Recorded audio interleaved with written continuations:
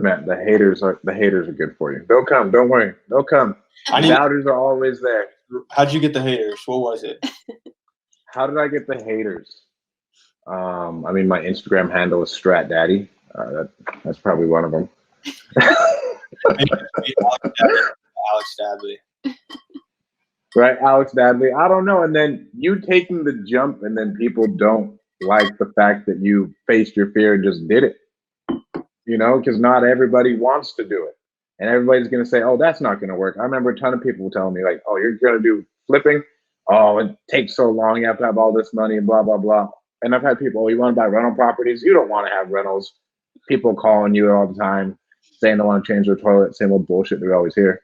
I mean, but they don't do it.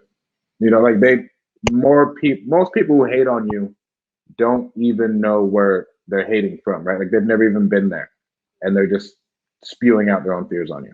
Yeah, it's just doubters. There's that for sure. There's people that just don't get it, man. They're confused by a lot of what we do, and I guess I've had that. So I'll just use that and be like, hey, man, like I'm here to show you, like it's possible. So I'll use that. Right, and then you just show up with stacks of money and give it to them for Christmas.